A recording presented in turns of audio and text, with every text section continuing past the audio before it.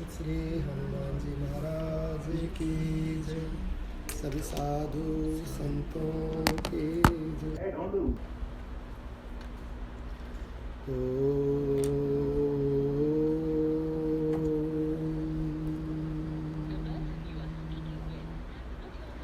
स्वस्ति श्री गणेशाय नमः।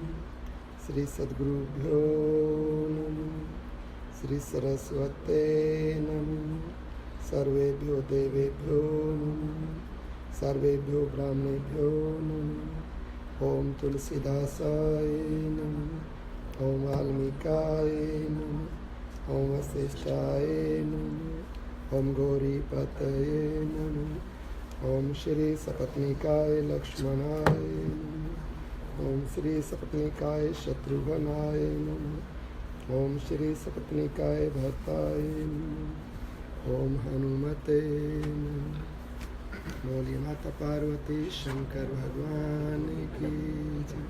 श्री नंदीश्वर महाराज की जय। सभी साधु संतों की जय। सियावर रामचंद्र भगवान की जय। पवन सुत श्री हनुमान जी महाराज की जय। सभी साधु संतों की जय। आई मेरी साथियाँ जोता वाली माता तेरी सदा ही जय। क्षेत्रपाल भैरव बाबा की जय। पवन सुत श्री हनुमान जी महाराज की जय।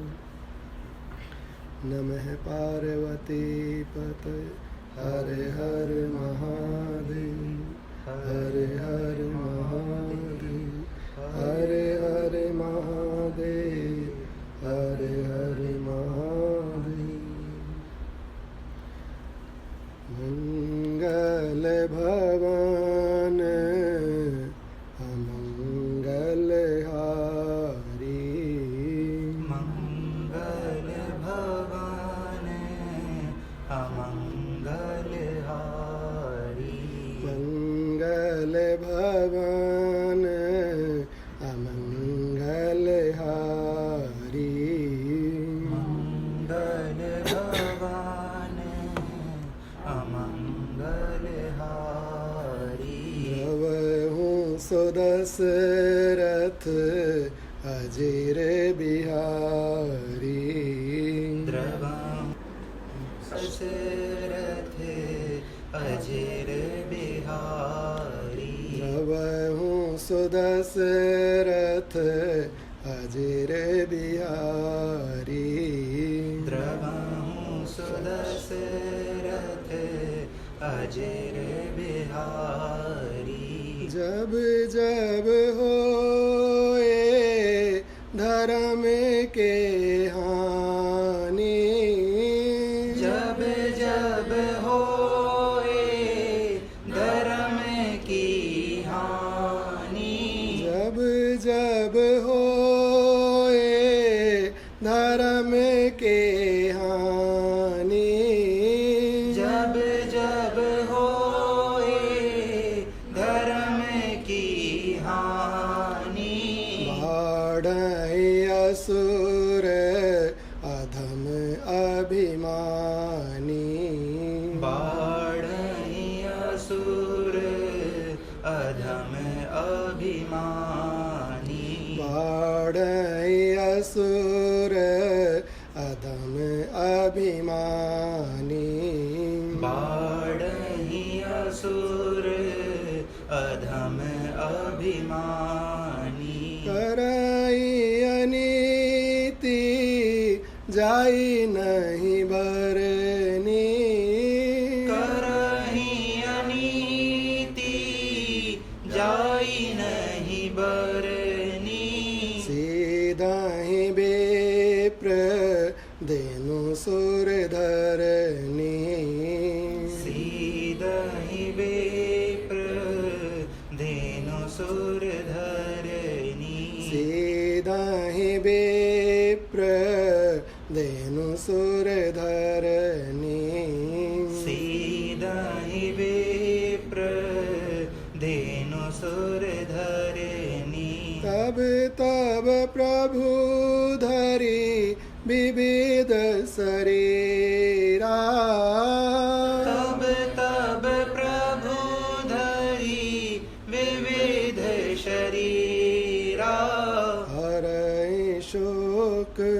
हरहु कृपा निधि सज्जन पीरा हरहि कृपा निधि सज्जन पीरा।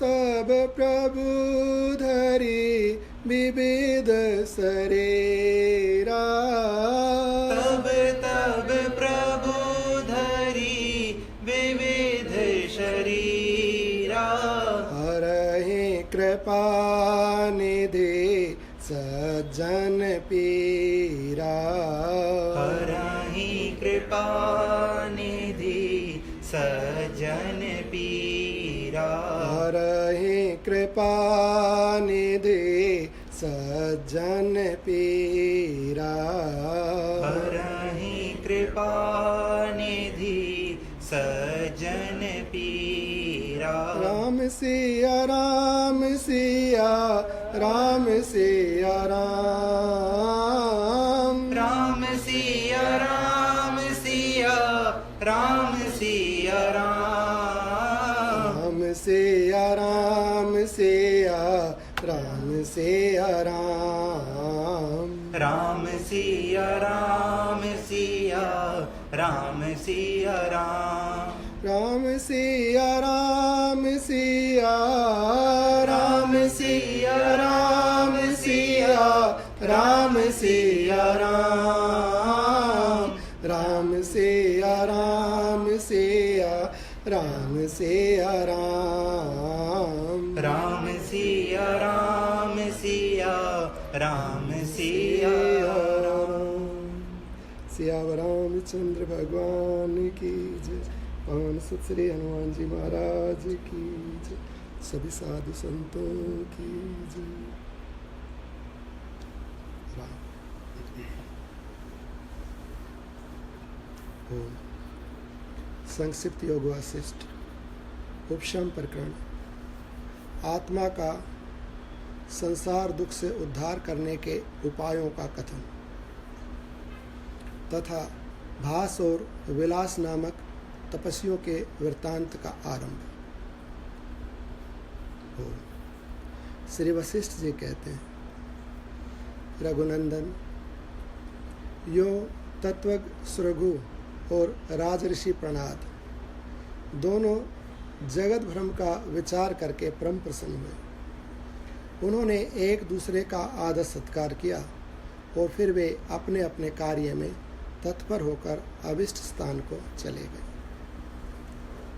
ज्ञानी महापुरुषों के साथ विचार विमर्श करने के कारण अत्यंत तीव्र हुई उत्तम बुद्धि द्वारा जिसके हृदय आकाश में अहंकार रूपी काले मेघों का सर्वथा अभाव हो गया है, शरतकालीन निर्मल आकाश की तरह जिसका विस्तृत चित्त समस्त लोगों द्वारा अनुमोदित फलात्मक बोध से युक्त आह्लादजनक एवं राग आदि मलों से रहित हो गया है, जो ध्यान करने एवं शरण लेने योग्य सुगम संपूर्ण आनंदों की निधि अत्यंत प्रसन्न विज्ञान आनंदगण परमात्मा में स्थित रहता है और जो नित्य परमात्मा के विचार में निरत सदा अंतर्मुखी वृत्ति से युक्त सुखी तथा नित्य चिन्मय परमात्मा का अनुसंधान करने वाला है, उसे मानसिक शोक कभी बाधा नहीं पहुंचा सकता।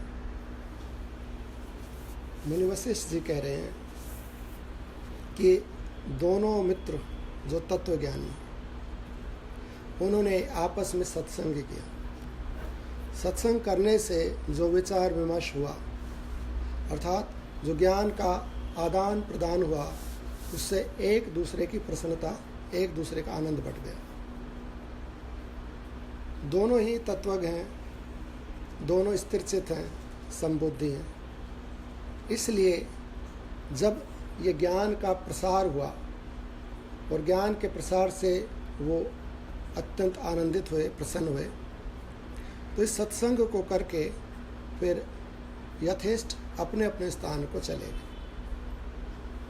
एक भावार्थ इसका हम ये कर सकते हैं कि यदि ऐसे विचार विमर्श किया जाए, सत्संग किया जाए, और उस सत्संग में दो हों, दो से अधिक हों, या अकेला ही, अकेले में भी दो हो जाएंगे। जैसे अकेला मंदिर में बैठा है, एकांत स्थान में बैठा है, तो वहाँ परमात्मा को कथा सुनाए या खुद श्रोता बनकर सुने, वक्ता भी खुद बन जाए, श्रोता भी खुद बन जाए, या खुद वक्ता बन जाए, परमात्मा को सुनाए, या स्वयं अपने मन में ही चिंतन करता रहे, विचार करता रहे। तो इस क्रम से जब भगवान की बात, ज्ञान का चिंतन करेगा, तो उस ज्ञान से बुद्धि में जो सम आदि ऐसे दिव्य गुण हो प्रकट हो जाएंगे। और जब ये समता आदि दिव्य गुण बुद्धि में प्रकट होंगे, तो उनका आश्रय लेकर, अर्थात आगे जो जो यहाँ पर गुण कहे कि विचार विमर्श करने के कारण अत्यंत तीव्र हुई उत्तम बुद्धि, विचार विमर्श हुआ अर्थात ये ज्ञान का सत्संग हुआ, और इस सत्संग का प्रभाव ये हुआ कि बुद्धि तीव्र हो गई। विचार विमर्श करने के कारण अत्यंत तीव्र हुई उत्तम बुद्धि, जिसके हृदय आकाश में अहंकार रूपी काले मेघों का सर्वथा अभाव हो गया। प्रभाव आगे क्या हुआ? बुद्धि तीक्ष्ण हुई, और बुद्धि जब तीक्ष्ण होती है, तीव्र हो गई है, तो वो सूक्ष्म या तीक्ष्ण बुद्धि दोषों को, विकारों को देख लेती है कि कहाँ पर प्रॉब्लम, कहाँ है मेरे अंदर, मेरे शरीर में दोष है या मन में दोष है, बुद्धि में दोष है, कहाँ पर है और किस प्रकार के हैं, उसका निवारण वो खोज लेती है बुद्धि। तो इस प्रकार से जब सत्संग करेगी, ऐसा बिल्कुल भी आवश्यक नहीं है कि 150 आदमी बैठे सत्संग के अंदर, और सत्संग वस्तुतः दूसरों के लिए है भी नहीं। सत्संग का अर्थ है सत्य के साथ संग, और सत्य नाम है परमात्मा का, सत्य नाम है आत्मा का। तो सत्य के साथ संग अर्थात हम ही सत्य से अलग हो गए हैं, हम ही स्वयं से, परमात्मा से अलग हो गए हैं, तो हमें ही आवश्यकता है सत्संग की। तो हम ही उस सत्य का, परमात्मा का संग करें। हम प्राय ऐसा बोल लेते हैं सत्संग का अर्थ कि 150, 10, 20 लोग हो, और फिर वहाँ हरि चर्चा हो, और हरि चर्चा में कई बार तो श्रोता को ही ये भ्रम, वक्ता को ये भ्रम रहता है कि मैं ज्ञानी हूँ और सुनने वाले अज्ञानी हैं, और मैं अपने ज्ञान को इनमें डालूँ, अपना ज्ञान दूँ, इनको अपने समान ज्ञानी करूँ, इनको आनंद हो। तो ये वक्ता का भ्रम हो सकता है ऐसा। और जब ये जान लेगा कि वस्तुतः मैं वक्ता नहीं हूँ और मुझे ही वस्तुतः सत्संग की आवश्यकता है, और उस सत्संग में 2, 4, 10, 20, 150 हो जाए कोई बात नहीं, और नए भी हो, तो वस्तुतः मुझे तो आवश्यकता है सत्संग की, और मैं वक्ता नहीं हूँ, मैं ज्ञानी नहीं हूँ, वस्तुतः मैं ही श्रोता और मैं ही अज्ञानी हूँ, ऐसा विचार करें। और जब ऐसा विचार करेगा, अपने को अज्ञानी मानेगा, तो अज्ञानी मानेगा तो ज्ञान प्राप्त करने की चेष्टा, जिज्ञासा, प्रयास करेगा। यदि अपने को ही ज्ञानी मान लिया, वक्ता मान लिया या श्रेष्ठ मान लिया, तो फिर तो अपने लिए क्या लाभ हुआ, कहाँ सत्संग हुआ? वो तो एक प्रकार से कुसंग हो गया, अपनी हानि हो गई। अर्थात अपने को श्रेष्ठ मान लेना ही अवगुण है, दोष है, तो दोष आ गए। तो अपने को अज्ञानी, जो कि जब तक जीव भाव है तब तक हम अज्ञानी हैं, अपने को ही सत्य से अलग, परमात्मा से अलग जीव भाव होने से जो हमें है, तो अपने को ही सत्संग की आवश्यकता है। अब सत्संग करने के लिए क्या क्या उपाय हैं, क्या क्या साधन संत चाहिए उनके लिए? तो संत अर्थात जो परमात्मा से जुड़े हुए, जो सत्य से जुड़े हुए, तो ये ग्रंथ ही संत है। और परमात्मा का रूप, परमात्मा संत भी है और भगवंत भी है। भक्ति भक्त भगवंत गुरु नाम चारी वपु एक, इनके पद वंदन किए नासे विघ्न अनेक। तो वो वही भक्त है, वही भक्ति है, वही भगवंत है, वही की परमात्मा है, उसी के ही अलग अलग रूप हैं। तो उन्हीं परमात्मा के साथ सत्संग करें। हमारी आत्मा ही सत्य रूप है, तो उस सत्य रूप आत्मा के साथ ही सत्संग करें। और जब सत्संग करेगा तो क्या प्रभाव होगा, उसका गुण बताया कि बुद्धि तीक्ष्ण हो जाएगी। जब सत्संग करेगा, जब सत्य के साथ रहेगा ना, स्वयं के साथ, आत्मा के साथ, परमात्मा के साथ, संतों के साथ, ग्रंथ के साथ, सत्य के साथ, तो उसका प्रभाव होगा कि दोष निकलेंगे, अवगुण निकलेंगे, ज्ञान आएगा, शांति आएगी और बुद्धि तीक्ष्ण प्रखर हो जाएगी। जब बुद्धि तीक्ष्ण हो जाएगी, जब नेत्र, एक तो ये हमारे चरम चक्षु हैं, ये 2 नेत्र होते हैं। सब व्यक्तियों के 3 नेत्र होते हैं। 2 होते हैं चरम चक्षु, एक होता है ज्ञान का चक्षु। तो ज्ञान के चक्षु को इन नेत्र की आवश्यकता नहीं है। जो तीसरा नेत्र है वो, ये नेत्र देखे ना देखे, तीसरे नेत्र को, ज्ञान को पता लग जाता है। ज्ञान तो कान से देख लेता है, ज्ञान तो नासिका से देख लेता है, ज्ञान तो त्वचा से, उसको सुनने से ही पता लग जाएगा कि कोई है, कोई बोल रहा है, कान के द्वारा। गंध से पता लग जाएगा, आठ से या किसी और माध्यम से, रसना से पता लग जाएगा। तो ज्ञान नेत्र सब इंद्रियों से देखता है, सब इंद्रियों से चलता है, सब इंद्रियों से खाता है, सब इंद्रियों से कर्म करता है। ज्ञान रूपी नेत्र कोई चर्म चक्षु की आवश्यकता नहीं है, वो इनसे श्रेष्ठ नेत्र है। परंतु हमारा तीसरा नेत्र बंद है और वही वास्तविक देखने वाला नेत्र है। ये चरम चक्षु संसार को देखने वाले हैं और ज्ञान नेत्र परमात्मा को भी देख लेता है। वो तो आत्मा को देख लेता है, वो इस देह के संसार के परे देख लेता है। वो ज्ञान का नेत्र है, वो तीसरा नेत्र है। वो तीसरा नेत्र कहाँ से खुलेगा, कैसे उगड़ेगा? वो सत्संग से उगड़ेगा। जब हम सत्संग करेंगे तो सत्संग करने से तीसरा नेत्र खुल जाएगा, ज्ञान रूपी नेत्र विकसित हो जाएगा। और उस ज्ञान से फिर किसी और की भी आवश्यकता नहीं है, स्वयं ही श्रोता, स्वयं ही वक्ता, स्वयं ही सत्संग होने लगेगा। सत्संग होने लगेगा, बुद्धि प्रखर होने लगेगी। और बुद्धि प्रखर होने लगेगी तो जो सबसे बड़ा दोष है, जो महान दोष है, बड़ी चीज़ तो पहले दिखती है ना, वो दिखाई पड़ेगा। वो है अहंकार, अज्ञान। और वो इतना बड़ा है कि शायद से काबू में भी नहीं आता, जीतने में भी नहीं आता। अब सीधा ही अहंकार के ऊपर चोट कर दी, सीधा ही अहंकार को परास्त करने का प्रारंभ किया तो हारेगा ही नहीं। वो तो रावण है, वो तो कुंभकर्ण मेघनाथ है, वो कहाँ वश में आएगा? तो फिर क्या करे? अब किसी राज्य को जीतना तो सीधा राजा पे आक्रमण करेगा तो नीचे तो सेना बहुत सारी बैठी, वही मार डालेगी। तो धीरे धीरे जैसे शिवाजी महाराज ने नीचे के छिप के आक्रमण किया, छोटे छोटे दल बनाकर आक्रमण किया, दिन में किया, कभी रात्रि में किया, तो अनेक विधियों से आक्रमण करके और उसने किलों को जीता महाराज शिवाजी ने। तो इस प्रकार बड़े पे तो आक्रमण करना ना हमारी इतनी सामर्थ्य शक्ति है कि अहंकार को सीधा ही जीत लेंगे। तो अपने इंद्रियों का, अपने छोटे छोटे दुर्व्यसनों के ऊपर, छोटा छोटा जो अज्ञान है उनके ऊपर आक्रमण करें, अर्थात उनको अपने वश में करना प्रारंभ करें और उनको धीरे धीरे एक एक अवगुण हटाता जाए, एक एक दोष निकालता जाए, तो स्वच्छता होती जाएगी। और आखिर में जब ये छोटे छोटे सैनिक हार जाएंगे ना, तो राजा भी दुर्बल हो जाएगा। तो अहंकार रूपी वो मेन श्रेष्ठ शत्रु वो कमज़ोर पड़ गया, सेना ही नहीं रही, फिर उसको भी आक्रमण करें। और बल है तो सीधा राजा पे ही आक्रमण कर दे, अहंकार को ही दबोच ले। अगर इतनी शक्ति है, इतना साधन है, ऐसा पुरुषार्थ है, ऐसा प्रयत्नशील है, बलवान है, तो कर दे आक्रमण और अहंकार को नष्ट करके अर्थात स्वच्छ निर्मल परमात्म रूप हो जाए। परंतु वो कठिन है, लेकिन ये मार्ग है।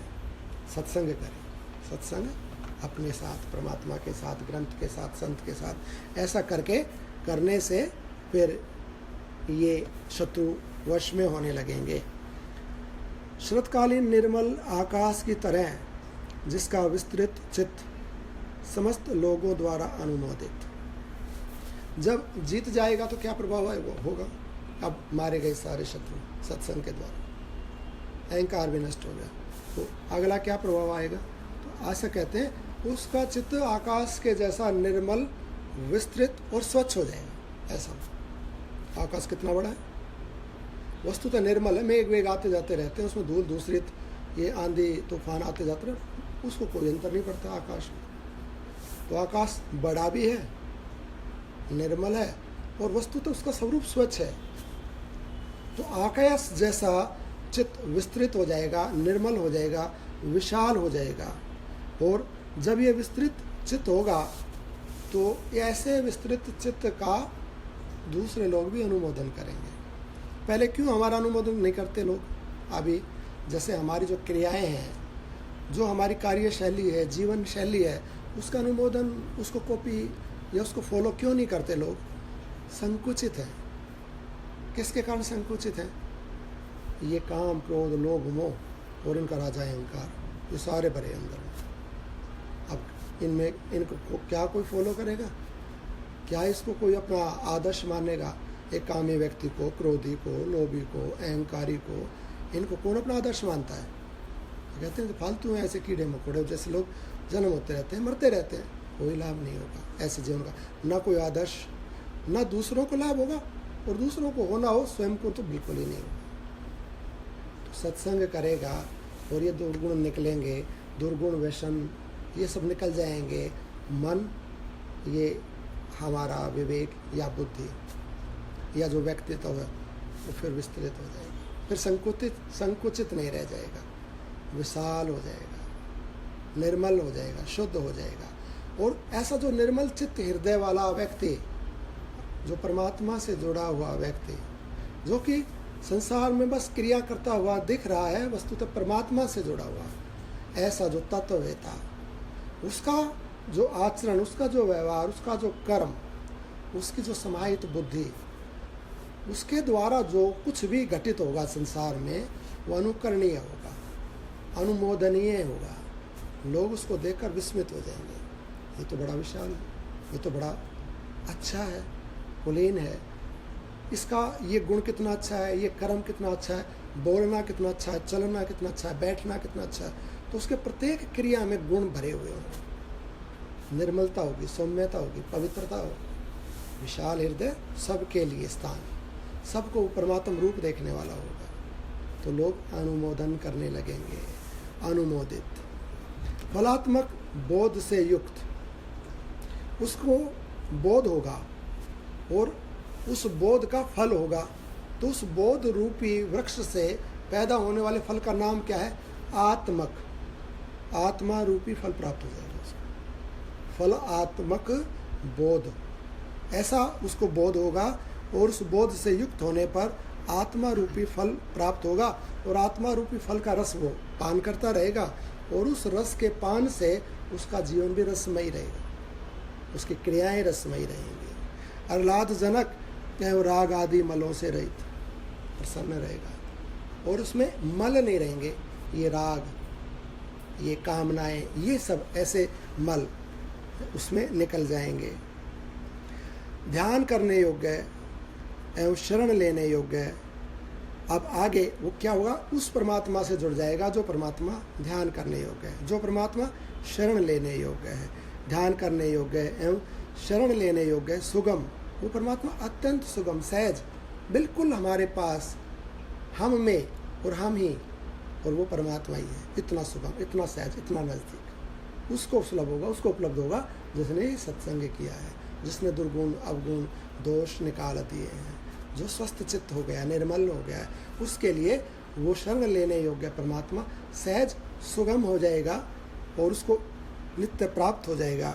संपूर्ण आनंदों की निधि, अत्यंत प्रसन्न विज्ञान आनंद घन परमात्मा में वह स्थित रहता है, और जो नित्य परमात्मा के विचार में निरत, सदा अंतर्मुखी वृत्ति से युक्त, सुख तथा नित्य सुखी तथा नित्य चिन्मय परमात्मा का अनुसंधान करने वाला, नित्य सुखी परमात्मा के विचार में निरंतर रत, अंतर्मुखी वृत्ति से युक्त, अंतर्मुखी, अंतर्मुखी अर्थात आत्म रूपी वृत्ति, अर्थात भगवद रूपी वृत्ति। तो उस परमात्म रही वृत्ति, परमात्ममयी वृत्ति से नित्य युक्त जुड़ा हुआ, आत्मा रूपी वृत्ति से नित्य तथा अंतर्मुखी।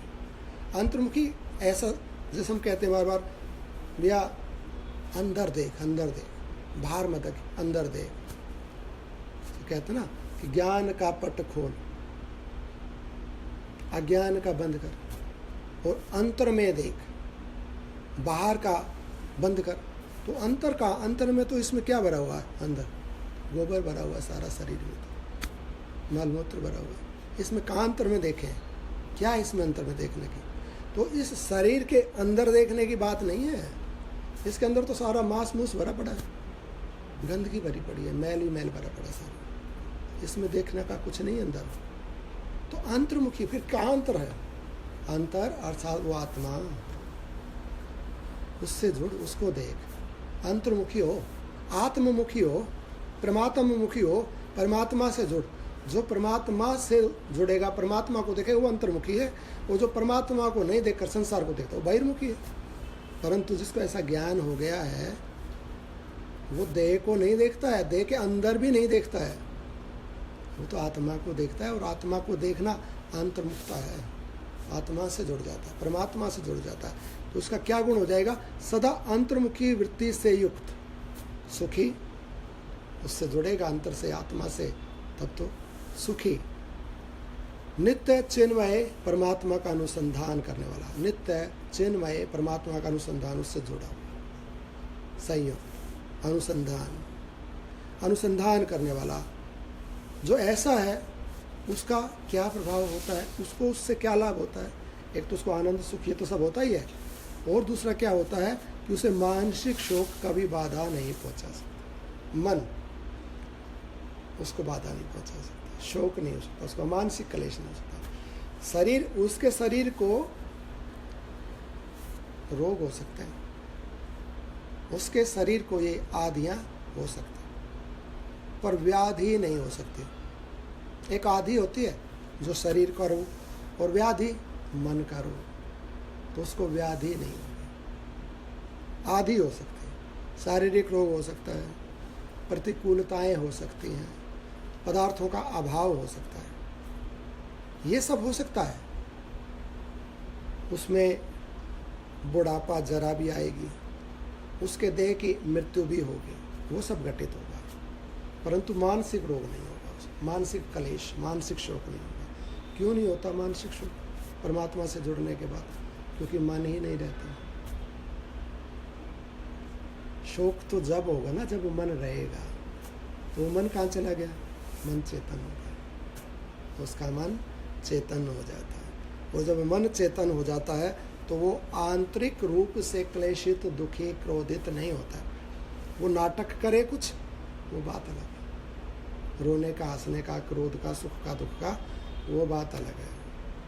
उसका जो वो रोना, हंसना, क्रोध है, वो बुद्धि से युक्त है, मन से युक्त नहीं है। हमारा मन से युक्त है। हमारे जो संबंध है ना सांसारिक, हमारे परिवारजनों के, इष्ट मित्रों के, पदार्थों के और देह के, वो मन जनित संबंध हैं। उनमें मन की प्रधानता है, मन से उनसे जुड़े हुए हैं। और इसीलिए मन दुखी होता है, क्योंकि वो सब दुख रूप है और वो मन को दुखी कर देते हैं।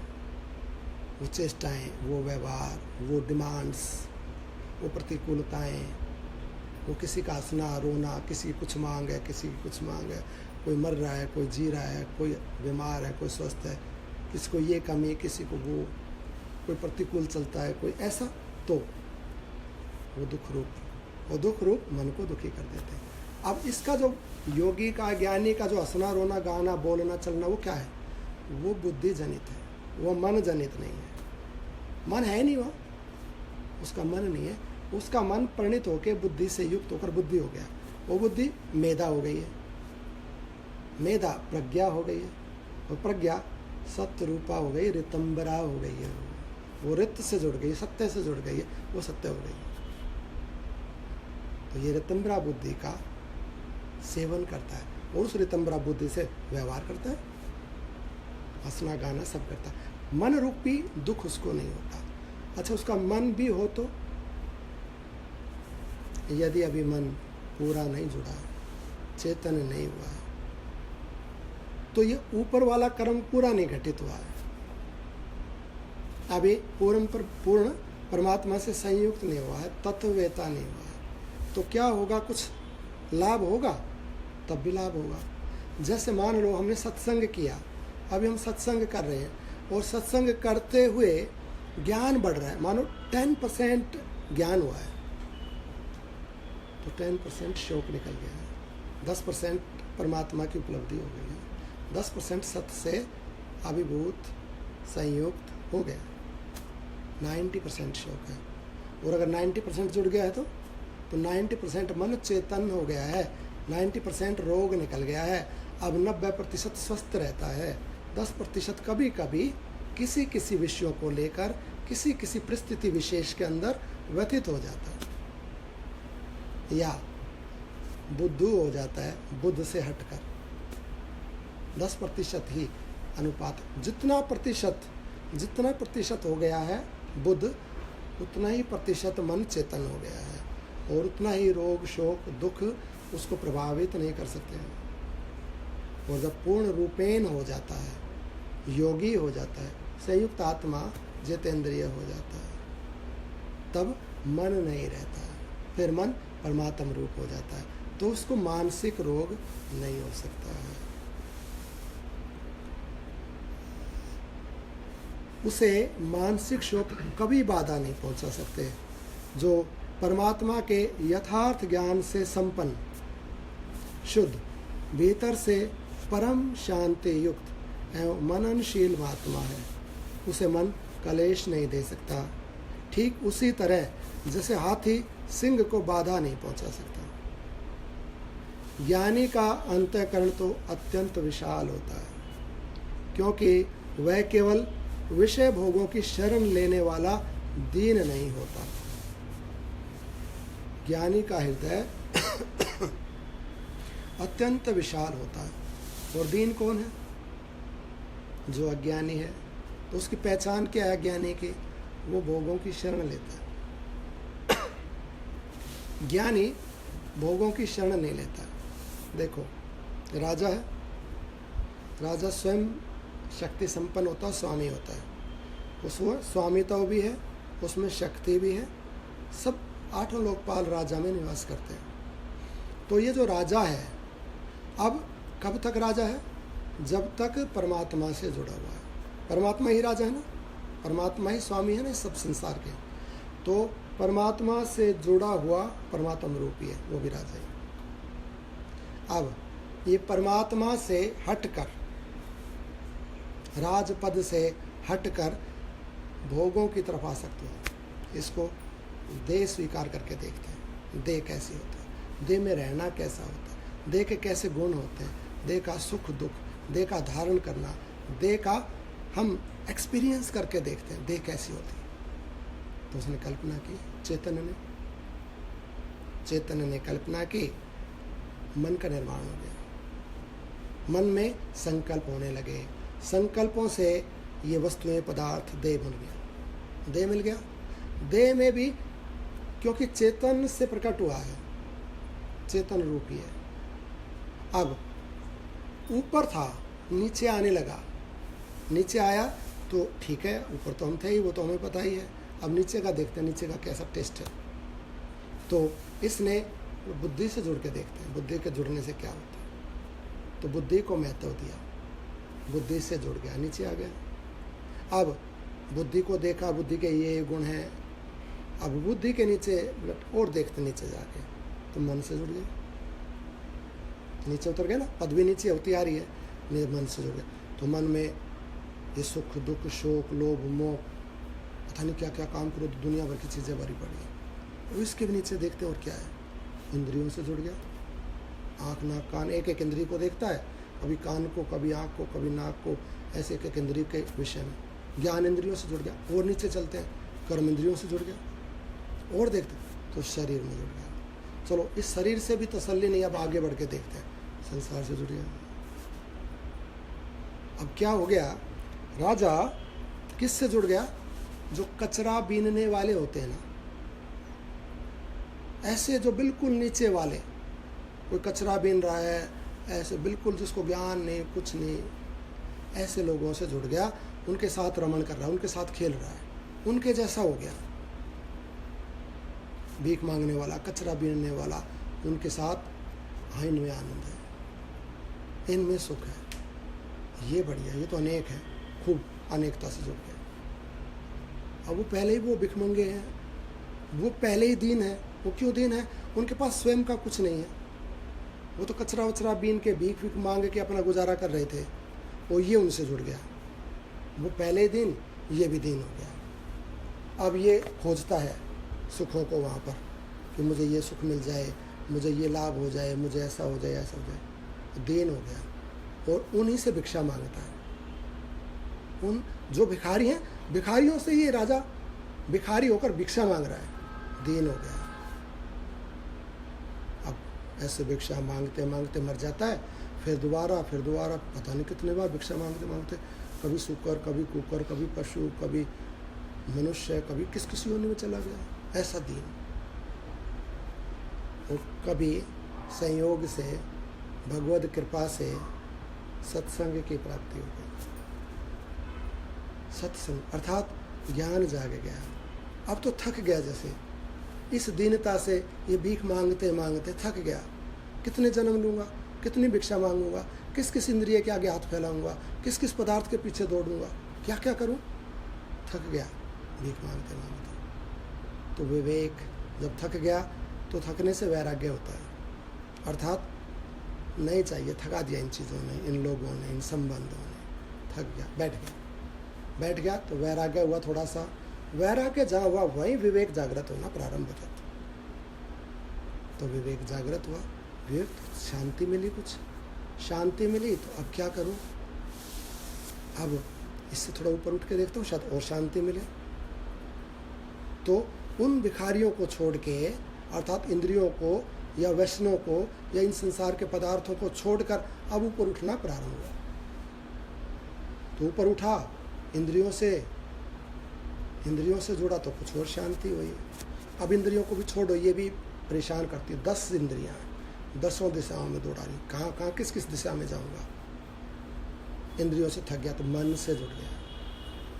अब मन से जुड़ा, मन में थोड़ी शांति हो, ठहरा हुआ। 10 तो नहीं, एक ही तो है।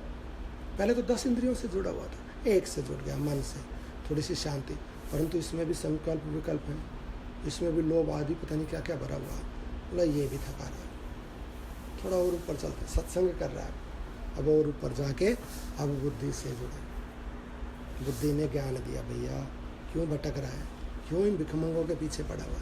अरे तू स्वयं राजा है, तू इनको शरण देने वाला, तू इनसे शरण मांग रहा है। तू इनको आजीविका देने वाला, तू इनसे आजीविका मांगता है। रोटी के टुकड़े मांग रहा है, इनसे सुख के कण मांग रहा है।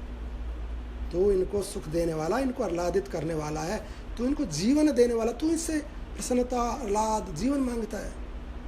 क्यों इनके पीछे, हटा इनको, छोड़ इनको, अपने से जुड़। और तंबरा बुद्धि ने अपने से जोड़ दिया, फिर जुड़ गया अपने से। सत्संग, सत से जुड़ गया। सत से जुड़ते ही असत से हट गया, अब असत से अलग हो गया। और जैसे ही असत से अलग हो गया तो पहले शरण मांगता फिरता था, पहले रोटी के टुकड़े, सुख के कण मांगता फिरता था। अब तो आनंद देने वाला हो गया, अब तो शरण देने वाला हो गया, तो सुख देने वाला हो गया, अब तो स्वामी हो गया, तो सम्राट हो गया। अब देखा, अरे मैं कहाँ किस्म फंसा हुआ था, भिखारियों के पीछे पड़ा हुआ था। ये सब इंद्रियां कितने, अब शरण मांगने वाला नहीं है, अब शरण देने योग्य हो गया है। इतना इसका उत्थान हो गया। किससे हो गया? सत्संग से हो गया।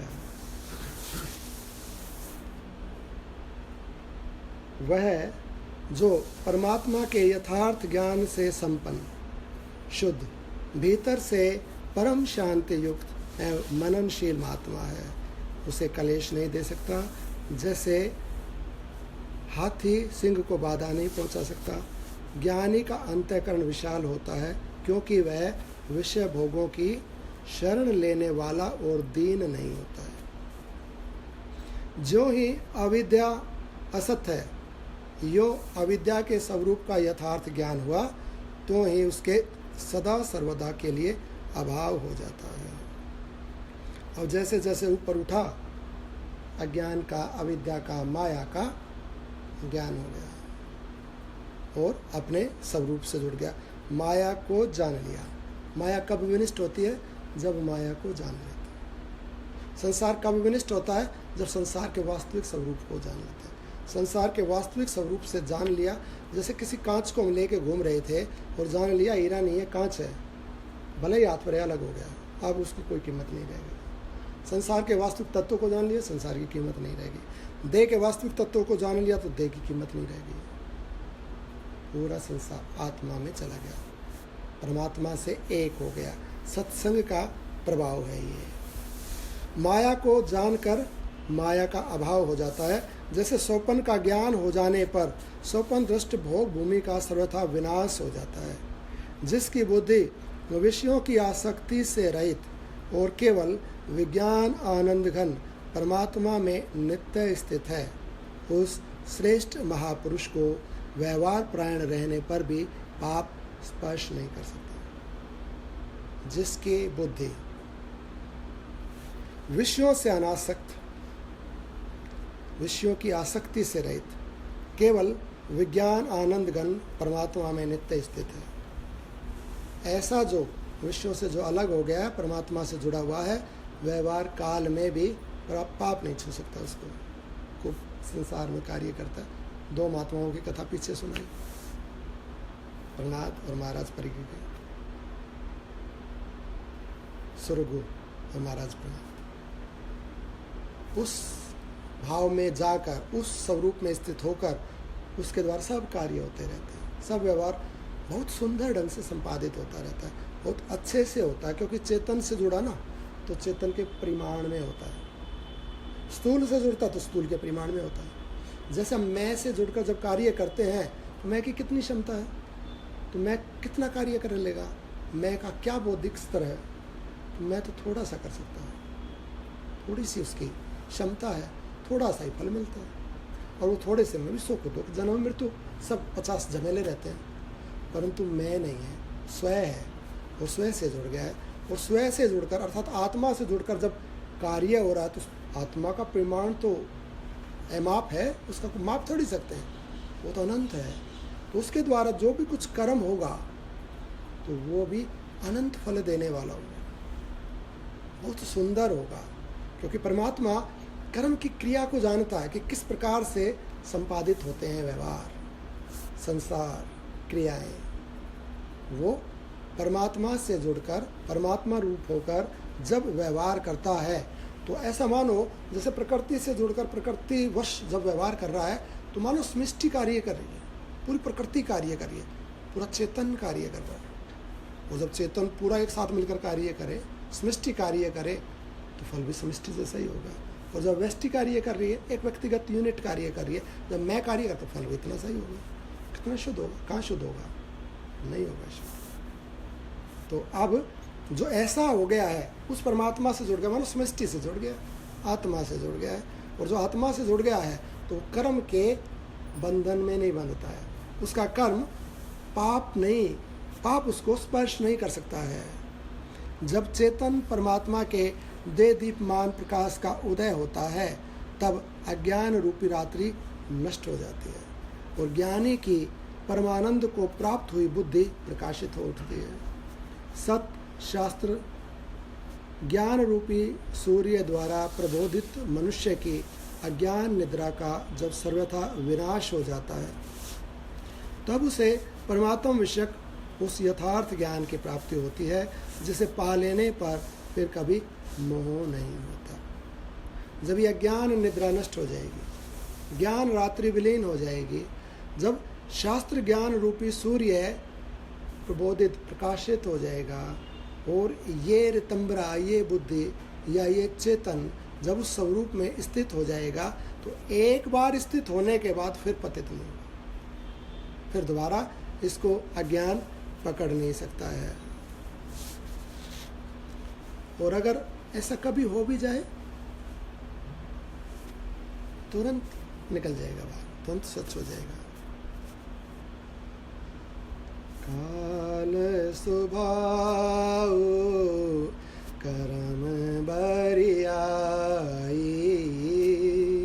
काल सुभाऊ करम बरियाई, काल सुभाऊ करम बरियाई,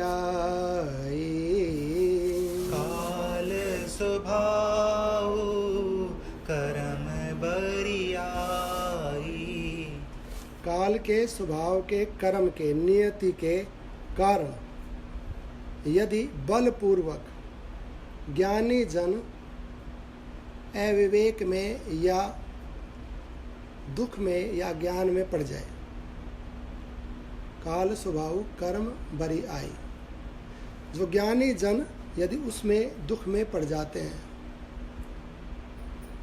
सो हरि जन किमि करें उपाय। तो जो भगवान के भक्त हैं वो क्या उपाय करते हैं? दली दुख दोष, वो दुख दोषों का दलन करके सुजस जसु ले ही। अगर प्रारब्ध के अनुसार उनके जीवन में भी अगर मान लो ऐसे किसी कुसंग में पड़ गया और कुसंग में पढ़कर थोड़ा बहुत छीटा आ गया, तत्क्षण उसको पता लग जाएगा गलती हो गई है, ये कुसंग का प्रभाव हो गया है।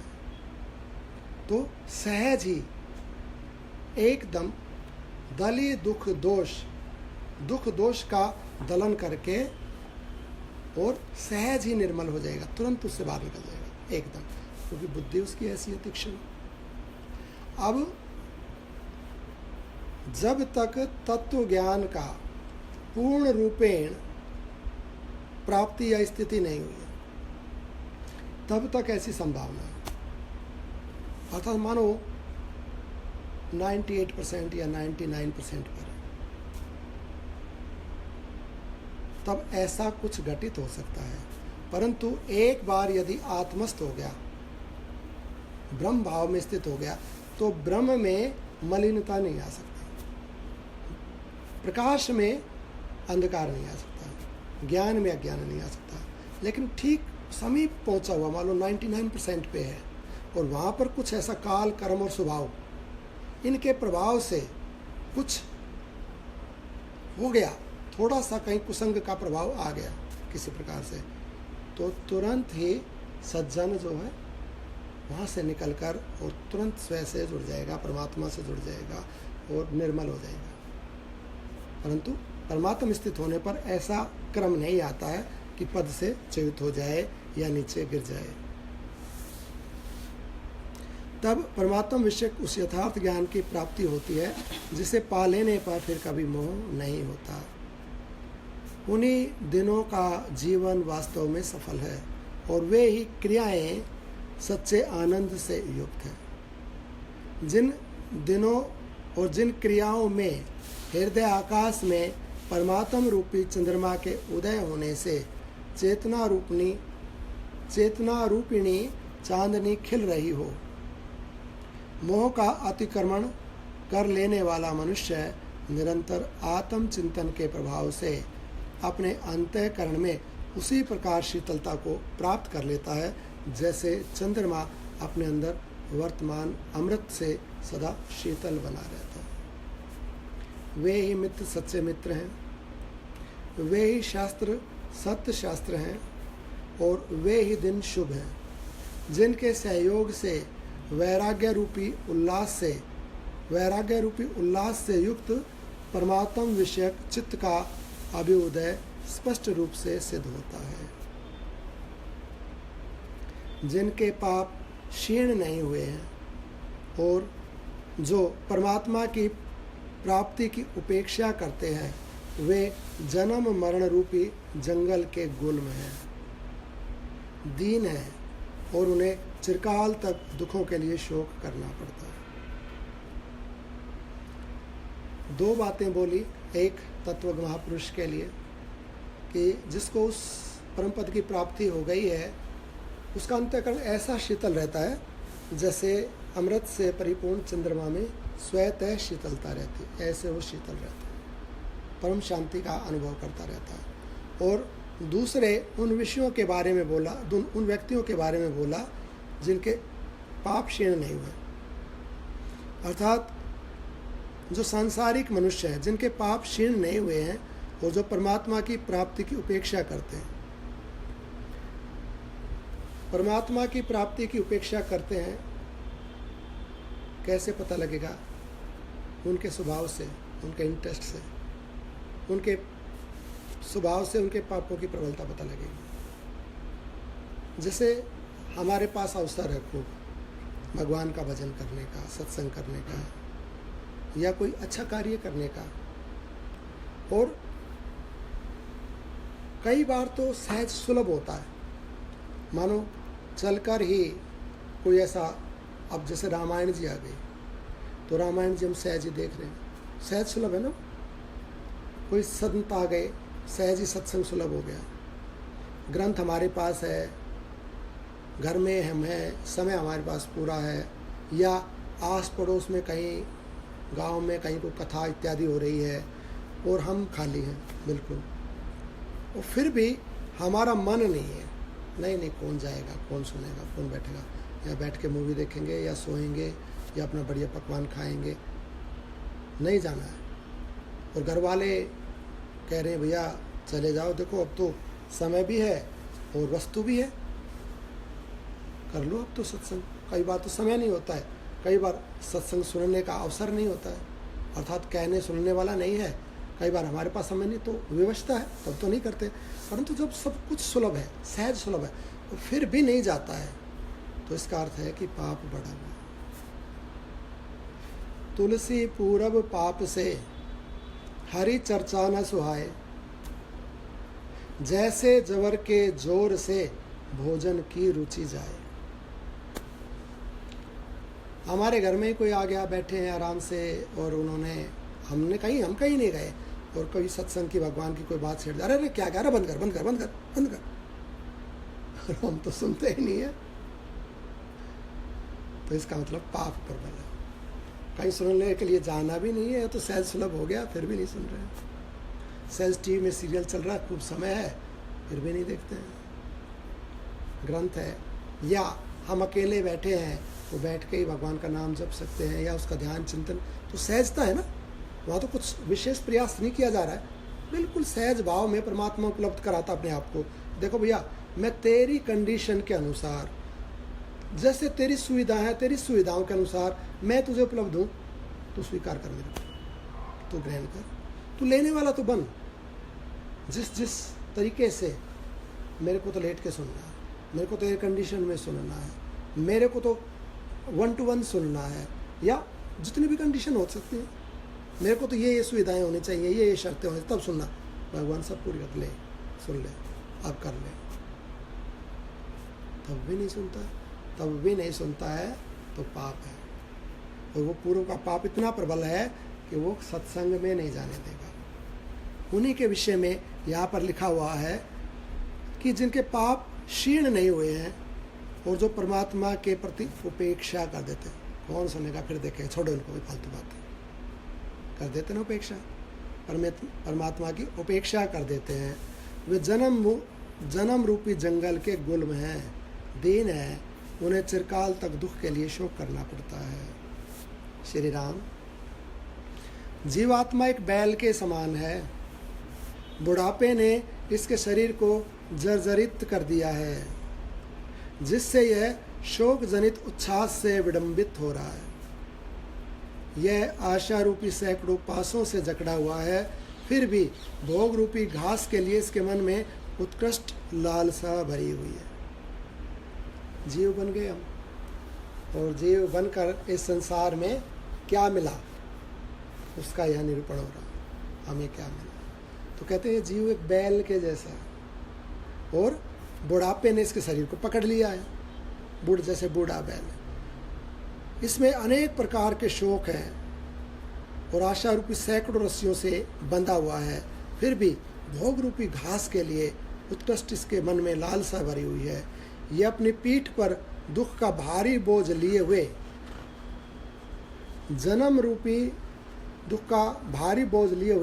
जन्म रूपी जंगल में भटक रहा है, जन्म के इस जीवन के जंगल में भटक रहा है, और सारे शरीर में कुकर्म रूपी कीचड़ लपेटे हुए मोह रूपी जलाशय में लेट रहा है। सारे शरीर पर पहले ही कुकर्म रूपी यानी कि बुरे कर्मों के कीचड़ पहले से लगा रखे जन्मों से, और अभी जो कीचड़ है भटक रहा है, शरीर में कुकर्म रूपी कीचड़ लपेटे हुए मोह रूपी जलाशय में लौट रहा है। पहले कुकर्मों के कीचड़ और अब और मोह बढ़ा रखा है।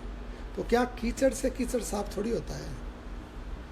कीचड़ को साफ करने के लिए तो जल चाहिए, और यहाँ कीचड़ मोह को बता रहे हैं, कुकर्म को बता रहे हैं। तो जल क्या है? जल ज्ञान है। ज्ञान रूपी जल से इसका कीचड़ साफ हो सकता है।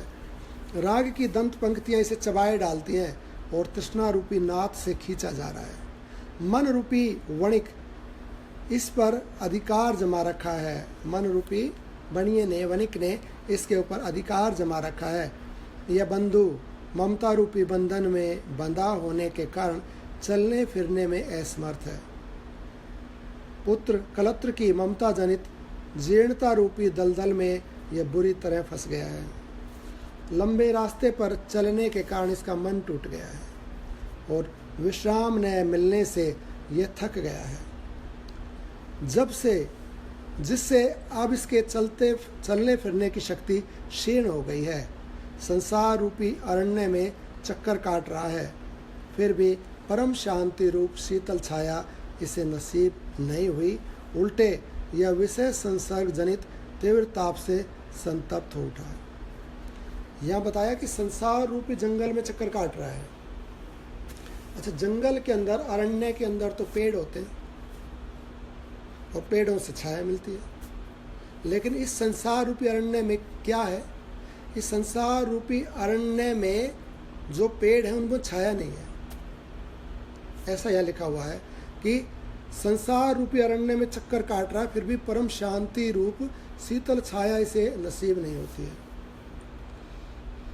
छाया अर्थात शांति, जिससे शांति मिले। तो संसार रूपी अरण्य में जितने भी वृक्ष उगे हुए हैं, जो ये देह है, जो ये पदार्थ है, जो ये संसार के विषय भोग हैं, ये सब वृक्ष हैं, और इस एक भी वृक्ष में छाया नहीं है। क्या छाया नहीं है? इससे दुख प्राप्त होता है, घाम प्राप्त होता है, अशीतलता प्राप्त होती है। इनसे शीतलता, शांति प्राप्त नहीं होती। वन में है, वृक्षों के बीच में है, परंतु शांति रूपी शीतलता नहीं मिलती है, क्योंकि इनके पास स्वयं नहीं है शांति। तो कैसे देंगे? इन वृक्षों के पास स्वयं छाया नहीं है, तो कैसे देंगे? इसे शांति रूपी शीतल छाया नसीब नहीं होती है। उल्टे विषय संसर्ग जनित तीव्र ताप से संतप्त उठता है। छाया तो मिलती नहीं है, शीतल तो मिलती नहीं है, और दूसरा ताप, विषयों का ताप और ज़्यादा जलाता रहता है। बाह्य इंद्रियां इसे आक्रांत किए हुए हैं, जिससे ऊपर से तो इसका आकार सुंदर है, किंतु अंतःकरण दीन हो गया है। इसके गले में लटकते हुए कर्म रूपी घंटे का शब्द हो रहा है। यह जन्म मरण रूपी गाड़ी के बोझ से लदा हुआ अज्ञान के विकट वन में लौट रहा है, वापस जा रहा है। अज्ञान के विकट वन में लौट रहा है। ऊपर से पाप रूपी कोड़ों की मार पड़ रही है, जिससे इसका शरीर भ्रंग हो गया है। अनर्थों में ही सदा निमग्न रहने से दुखी, दीन, स्थिर अंग वाला यह कर्मों के भारी भार से पीड़ित होकर करुण क्रंदन कर रहा है। अतः चिरकाल तक उत्तम यत्न का आश्रय लेकर परमात्मा विषयक ज्ञान रूपी बल के सहारे इसका संसार रूपी जलाशय से उद्धार करना चाहिए। ये जो दुखी हो गया है, पीड़ित हो गया है, 1 घंटा हो गया, थोड़ा सा और करेंगे, बस दुखी ज़्यादा हो गए। नहीं से 1 घंटा ही हुआ। हाँ 10-15 मिनट का। हाँ, थोड़ी देर करते हैं। शांति में तो उठे ना, कथा को शांति में विश्राम करें, नहीं तो दुखी मन होकर उठ जाएंगे तो बस कल तक दुख बना रहेगा। तो ये ऐसा बैल है ये जीव, ऐसे हम जीव रूपी बैल हैं। प्रत्येक जो सांसारिक स्त्री पुरुष है वो सब, यह संतों की बात नहीं कही गई है, यह बुद्धों की बात नहीं कही गई है, मुक्तों की, सिद्धों की बात नहीं कही गई है, या सांसारिक पुरुषों की, स्त्री पुरुषों की बात कर। वे सारे के सारे स्त्री पुरुष बैल हैं। वो ऐसे बैल हैं जैसा यहाँ पर वर्णन, वो इस संसार रूपी अरण्य में भटक रहे हैं और यहाँ छाँव खोजते हैं। इन पत्तों में, इन वृक्षों में छाँव नहीं है, ये तो उल्टा और डिमांड रूपी दुख दे देते हैं, घाम दे देते हैं। उनके पास स्वयं ही शीतलता, छाँव, शांति ऐसा नहीं है। तो ये कहाँ से मिले? अब क्या से उसकी विधि क्या है, उसके लिए यहाँ पर बता रहे हैं। बोले वृंदावन बिहारी लाल की जय, राधे रानी सरकार की जय। अब आप कर लेंगे, वो जब करे तो कलेक्ट कर लो। राधे राधे, इसमें बहुत तेज बोलता है।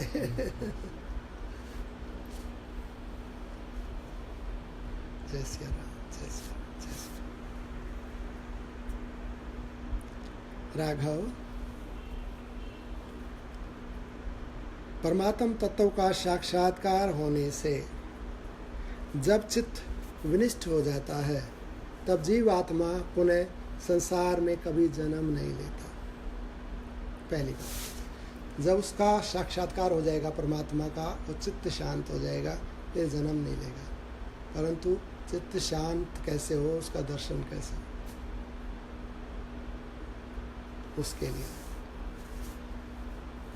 क्योंकि वह तो उसी समय संसार सागर से पार हो जाता है। श्री राम अब यहाँ पर मुनि विधि बता रहे हैं कैसे पार होगा। जैसे समुद्र को पार करने के लिए नाविक से जहाज प्राप्त होता है, उसी तरह ज्ञानी महात्मा पुरुषों के संग से संसार सागर को लांघ जाने की युक्ति ज्ञात हो जाती है। जैसे नाविक से जहाज मिल जाए, नाव मिल जाए तो सागर को पार कर सकता है। ऐसे ही ज्ञानी जनों के साथ सत्संग करने से इस संसार रूपी सागर को पार करने की युक्ति मिल जाएगी। कैसे पार होगा, सुनते हैं युक्ति को। इसलिए बुद्धिमान मनुष्य को चाहिए कि वह मरुस्थल की भांति जिस देश में परम शांति रूपी शीतल छाया और मोक्ष रूपी फल से संपन्न तत्वज्ञ महापुरुष रूपी वृक्ष न हो, वहाँ निवास न करे। ऐसे स्थान में ना रहे जहाँ संत महात्मा नहीं रहते। श्री राम, कोमल और शांत प्रद वचन ही जिनके पत्ते हैं, सह चरित्रता ही जिसकी छाया है, मुस्कान ही जिसके पुष्प हैं, ऐसे महापुरुष रूपी चंपा के वृक्ष के नीचे जाने से, उनके संग के प्रभाव से क्षण भर में आत्यंतिक विश्राम प्राप्त हो जाता है। ये बात ये कहा कि मनुष्य को, जिसको शांति चाहिए, जिसको परमात्मा की प्राप्ति की इच्छा हो, जो परम पद में विश्राम करना चाहता हो, वो क्या करे। तो ये बताया कि जैसे मरुस्थल के अंदर पथिक नहीं ठहरता, क्योंकि वहाँ पर वृक्ष नहीं होते हैं, जल नहीं होता है, और ना वृक्ष है ना जल है, तो उसको वहाँ शांति मर जाएगा वहाँ पर तो, और रहेगा तो कष्ट से रहेगा। तो ऐसे स्थान पर नहीं रहना चाहिए जहाँ पर संत नहीं मिलते हैं। ऐसा कहा है यहाँ पर, ये लिखा हुआ है कि मनुष्य को चाहिए कि वह मरुस्थल की भांति जिस देश में परम शांति रूपी शीतल छाया और मोक्ष रूपी फल से संपन्न तत्वज्ञ महापुरुष रूपी वृक्ष न हो, वहाँ निवास न करे। ठीक है। अब प्रश्न ये होता है कि तत्वज्ञ महापुरुष हमें कहाँ मिलेगा, कहाँ खोजे। और मानो यहाँ नहीं, हम ऐसा मान लेते हैं एक समय के लिए कि जिस क्षेत्र में हम रहते हैं उस क्षेत्र में तत्वज्ञ महापुरुष नहीं है, और वो तत्वज्ञ महापुरुष कहीं अन्यत्र है, और हमारे कार्य, हमारे दायित्व, हमारे कर्तव्य पूरे नहीं हुए हैं। तो क्या अपने कर्तव्यों को बीच में छोड़ के उनके पास चले जाएं? और चलो चले भी जाएं तो वो मिलेंगे कहाँ, और वो होंगे तो हम उनको पहचानेंगे कैसे। कितनी समस्याएं है ना। हमें ये तो बड़ा विलक्षण पहले ये बता दिया गया कि दो प्रकार के तत्वज्ञ महात्मा हैं। एक जो समाधिस्थ, जिसको आत्मा का ज्ञान हो गया, वो पता नहीं कहाँ किस कंदरा में समाधि लगाए बैठे हैं, हमें कहाँ मिलेंगे। और दूसरे जो व्यवहार प्राण समाधिस्थ महात्मा है, वो बाहर से उसका पता नहीं चलता, अंदर से जुड़ा हुआ, बाहर से सामान्य दिखता हम जैसा। तो हम कैसे पहचानेंगे समाधिस्थ है, तत्वज्ञ है। हमारे लिए तो बड़ी समस्या है। अब हमें मिले कहाँ, ढूंढे कहाँ, और कहीं मिल भी जाए कहीं दूर, कोई बता भी दे ज्ञानी महात्मा, तो अपने कर्तव्यों को छोड़कर जाएं कैसे? तो ये भी तो पाप है। जब तक हमारे दायित्व पूरे नहीं हो गए, कर्तव्य पूरे नहीं हो गए, इस शरीर की जो हमने जिम्मेवारियाँ वो ली हैं वो पूरी नहीं की, तो भी कैसे मुक्त होगा, वहाँ कैसे शांत हो जाएगा? पहले यहाँ की जो ड्यूटीज़ है वो करे। जैसे बच्चा है, अब वो बाल्यकाल के अंदर उसके लिए अध्ययन आवश्यक है, और वो कहे नहीं तो मैं अध्ययन नहीं करूँगा, मैं तो कुछ नौकरी करूँगा। अरे भैया नौकरी तो बाद में करें ना, पहले तो अध्ययन, प्राइमरी डिमांड ये है ना, पहला अपना कर्तव्य है अध्ययन करने का, वो अध्ययन करे, उसके बाद नौकरी करे। और बिना अध्ययन नौकरी मिलेगी कैसे, परिपक्व कैसे होगा? तो वो पहली शर्त तो वो है, उसको पूरी करे। अब हमने अपने घर गृहस्थी के दायित्व कर्तव्य पूरे नहीं किए और हम चले गए, तो ये तो पहली शर्त थी, पहली डिमांड थी, ये तो करना था ना।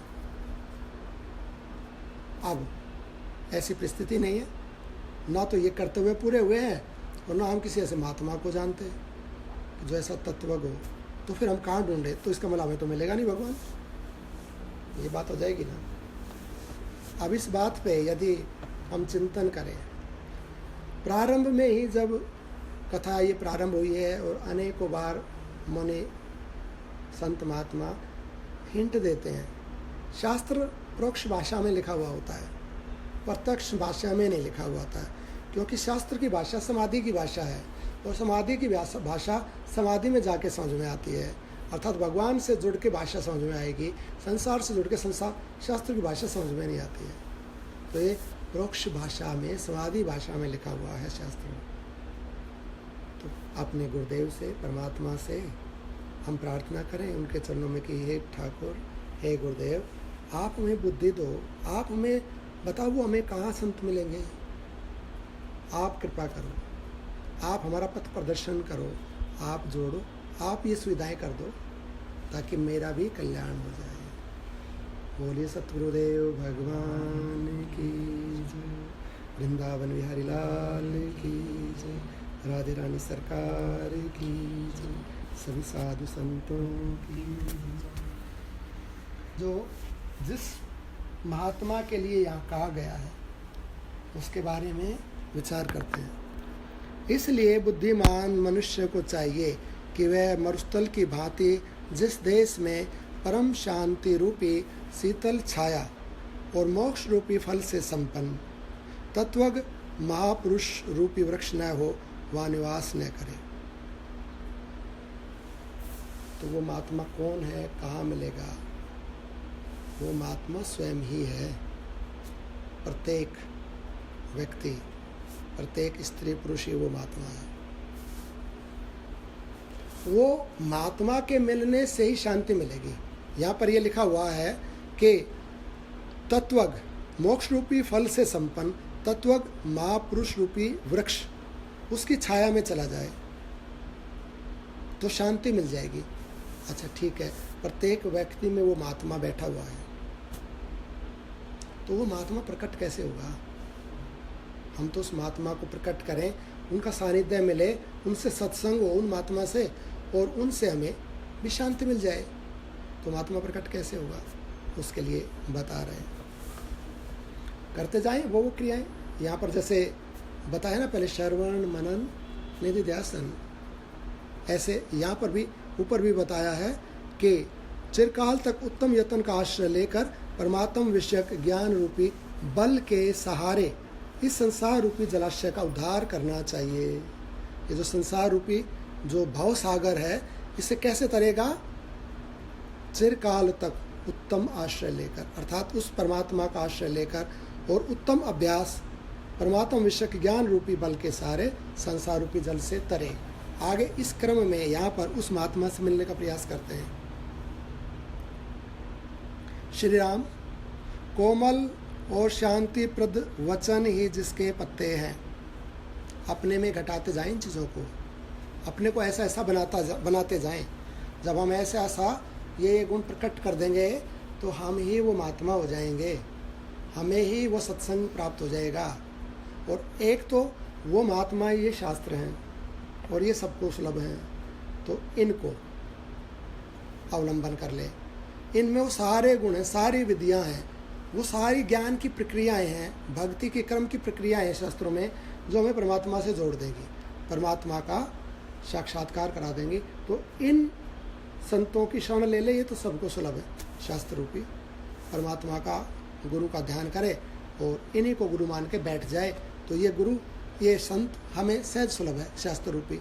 अब अपने में घटाता जाए, ये क्रम घटाता जाएगा, ये चीज़ें प्रकट करता जाएगा, तो स्वयं ही वो महात्मा हो जाएगा। यहाँ पर कहते हैं कोमल और शांति प्रद वचन ही जिसके पत्ते हैं। मीठा बोलने वाला, मधुर बोलने वाला, कोमल, शांत, जिसकी वाणी से शांति की प्राप्ति हो। सह चरित्रता, सद अच्छा चरित्र, सच्चा चरित्र, सदाचरण। सह चरित्रता ही जिसकी छाया है। मुस्कान ही जिसके पुष्प हैं, अर्थात जो प्रसन्न रहता है, मुस्कुराता रहता है। ऐसे महापुरुष रूपी चंपा के वृक्ष के नीचे जाने से, उनके संग के प्रभाव से क्षण भर में ही आत्यंतिक विश्राम प्राप्त हो जाता है। मनुष्य स्वयं ही अपना मित्र है, अतः उसे चाहिए कि वह सत्संग, तीव्र अभ्यास, वैराग्य, विवेक, विचार आदि उपायों से स्वयं ही अपना उद्धार कर ले। स्वयं ही वो महात्मा है, ये चीजें कर ले, संत प्राप्त हो जाएगा। श्रवण मनन निधिध्यासन। क्या श्रवण करें? शास्त्र। शास्त्र में कौन सी बात है, यहाँ पर दोबारा से रिपीट करते हैं। कोमल और शांत प्रद वचन बोलने वाला, मधुर भाषी, मीठा बोलने वाला, कल्याणकारी बोलने वाला, सत्य बोलने वाला, तो ये गुण डेवलप कर ले अपने अंदर। सद चरित्र, कुछ भी चरित्र में पाप नहीं हो। सद चरित्र, सद चरित्र, मुस्कान तो प्रसन्नता, मुदितता, और सत्संग, तीव्र अभ्यास, जो सत्संग से जो ज्ञान प्राप्त हुआ उसका प्रयास, उसका अभ्यास, तीव्र अभ्यास, वैराग्य, जो वस्तु अपनी नहीं है उससे अलग हो जाना, असंग हो जाना, विवेक, विचार, विवेक विचार करता रहे, विवेक विचार आदि उपायों से स्वयं ही अपना उद्धार कर ले। संसार की आसक्ति, ममता, कामना और देह अभिमान के गर्व से अपने आप को जन्म मरण रूपी कीचड़ के महासागर में न फंसाए, ये कार्य नहीं करें। आसक्ति, ममता, कामना, देह अभिमान का गर्व, मैं देह अभिमान के गर्व से अपने आप को जन्म मरण रूपी कीचड़ के महासागर में न फंसाए।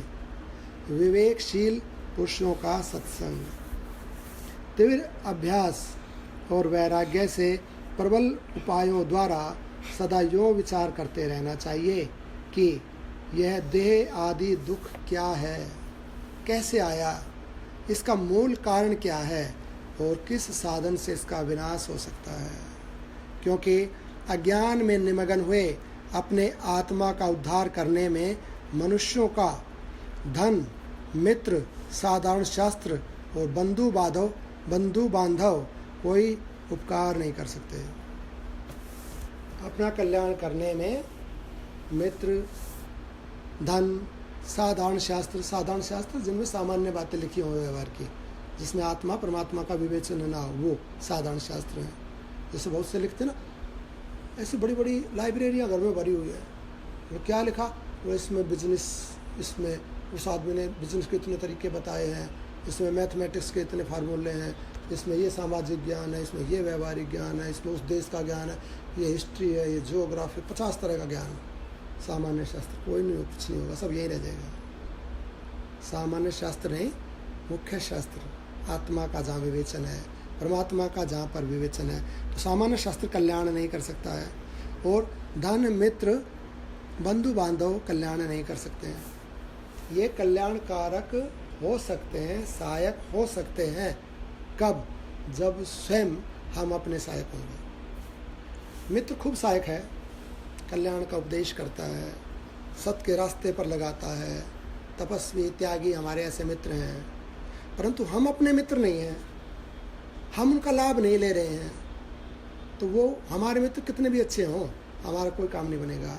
खूब धन संपत्ति है, हम उस धन संपत्ति का दुरुपयोग कर रहे हैं, सदुपयोग नहीं कर रहे हैं, तो कितनी संपत्ति हो, कल्याणकामी नहीं है। परंतु संपत्ति का सदुपयोग यदि किया जा रहा है, परमात्म रूप में, परमात्म भाव में ठीक प्रकार से न्याय के अनुसार व्यय हो रहा है, तो वो संपत्ति, वो धन सहायक हो सकता है। वो कुटुंब, वो परिवार जब सहायक हो सकता है जब हम स्वयं अपने सहायक हैं। जब स्वयं अपना मित्र है तो सब मित्र हैं, और स्वयं अपना शत्रु है तो सब शत्रु हैं। इसलिए कहा संत का आश्रय ले ले, तो स्वयं का आश्रय ले ले, स्वयं को संत बनाए, स्वयं में ये गुण प्रकट कर ले सारे के सारे, और स्वयं में जितने दोष हैं अवगुण उनको निकाल दे। इन गुणों को प्रकट करके ऐसा महात्मा बन जाए, और ऐसा महात्मा बनकर ऐसे महात्मा रूपी वृक्ष की शीतल छाया में बैठेगा तो वो परमात्मा रूपी शांति प्राप्त हो जाएगी।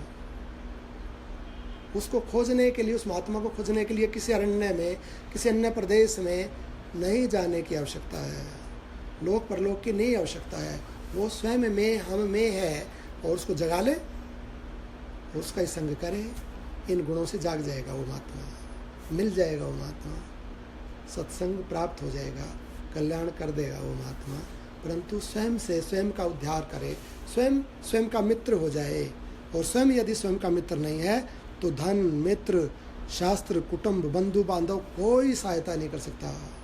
वो खूब अच्छे हैं, वो कितना भी हम उपदेश करें, कितनी सहायता करें, हम नहीं चाहते, हम खराब हैं, हम में अवगुण है, वो अच्छाई करते रह जाएंगे, हमारा कल्याण नहीं होगा। तो स्वयं के साथ अपनी मित्रता करके स्वयं ही अपना कल्याण कर ले। हाँ, सदा सर्वदा साथ रहने वाले विशुद्ध मन रूपी सुहृदय के साथ थोड़ा सा भी परामर्श करने से आत्मा का उद्धार हो जाता है, ऐसा कह रहे हैं। यहाँ पर कह रहे हैं अपना मित्र स्वयं हो जाए, तो कहते हैं हाँ, सदा सर्वदा साथ रहने वाला अपना ही तो मित्र है, अपना ही मन। सदा सर्वदा साथ रहने वाले विशुद्ध मन रूपी सुहृदय के साथ थोड़ा सा भी परामर्श करने से आत्मा का उद्धार हो जाता है। परंतु कौन से मन से? विशुद्ध मन लिखा हुआ है, मलिन मन नहीं लिखा हुआ है। ऐसा नहीं है मलिन मन से परामर्श करेगा, मलिन तो मलिनता दे देगा, जिसमें स्वयं कीचड़ लगा वो हमें कीचड़ से भर देगा। तो पहले मन को विशुद्ध कर ले, विषयों से हटाकर परमात्मा में लगाकर उसको शुद्ध बना ले, और उस शुद्ध मन से विचार विमर्श करे, भैया क्या करें? तो खुद ही कह देगा परमात्मा का भजन कर, यहाँ कुछ नहीं रखा है, आसार वस्तु है, संसार सुखदायी नहीं है, स्वयं से जुड़ जा, परमात्मा से जुड़ जा। तो वो अपना मन, अपना मित्र, अपना ही संत, अपने घर का संत ही हमें सत्संग प्रदान कर देगा और कल्याण की, पुरुषार्थ की प्राप्ति करा देगा। तीव्र वैराग्य और अभ्यास रूपी प्रयत्नों के द्वारा विवेक पूर्वक किए गए आत्म विचार से जिसकी उपलब्धि होती है, उस परमात्म तत्व रूपी साक्षात्कार रूपी पोत के आश्रय से ये भवसागर पार किया जाता है, जिसके लिए लोग प्रतिदिन चिंता कर रहे हों और जो दुराशाओं द्वारा दग्ध हो रहा हो, उस अपने आत्मा की उपेक्षा नहीं करनी चाहिए। जिसके लिए लोग चिंता कर रहे हों और जो दुराशाओं की अग्नि से रोज जल रहा हो, उस अपने आत्मा की उपेक्षा नहीं करनी चाहिए। हमारे ही जन हमारे लिए रो रहे, अरे भैया थोड़ा भजन कर ले, थोड़ा ठीक मार्ग पे चल ले, थोड़ा सा ठीक हो जा, थोड़ा ठहर जा, क्यों भटक रहा है, क्यों परेशान है, तो क्यों अपना अनिष्ट करने पर तुला हुआ है, थोड़ा सा कल्याण कर ले। हमारे आत्मीय जन, हमारे माता पिता, हमारे मित्र, हमारे भाई बहन चिल्लाते रहते, अरे भैया रुक जा, तू भगवान का भजन कर ले, तू मान जा, सुन ले मेरी। हमारे आत्मीय जन जिसके लिए चिंता कर रहे हो, इस बात को सुने। और दुराशाओं की अग्नि में जल रहा है, स्वयं अनेक आशाएं पाल रखी है, ये करूं, वो पालूं, वो छोड़ दूं, उसको मार लूं, उसको जीत दूं।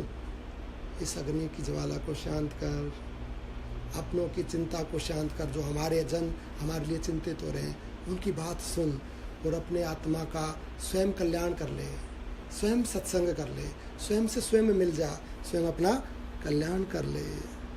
उस अपने आत्मा की उपेक्षा नहीं करनी चाहिए, बल्कि आदर पूर्वक उसका उद्धार करना चाहिए। यह जीवात्मा रूपी दतार गजराज, जिसे बांधने के लिए अहंकार एक सुदृढ़ आंगन है, तृष्णा ही लोहे की जंजीरें हैं और जिसका मन ही मद है, जिसका मन ही अहंकार है, ऐसी शक्ति है। मन रूपी शक्ति और तृष्णा रूपी लोहे की जंजीर से अहंकार रूपी आंगन में हमारा ये जीव आत्मा रूपी हाथी बंधा हुआ है। कह रहे हैं जीव आत्मा रूपी दंतार गजराज, जिसके बांधने के लिए अहंकार ही सुदृढ़ आलान है, तृष्णा ही लोहे की सांकल है और मन ही जिसका मद है, जन्म मरण के दलदल में फंस गया है। अतः उसका उद्धार कर लेना चाहिए। अपने इस जीव आत्मा रूपी हाथी को इससे बचा ले, उद्धार कर ले, फंस गया दलदल में। अपने द्वारा पुरुषार्थ करके इसका उद्धार कर लेना चाहिए। बोलिए वृंदावन बिहारी लाल की जय, राधे रानी सरकार की जय, सभी साधु संतों की जय।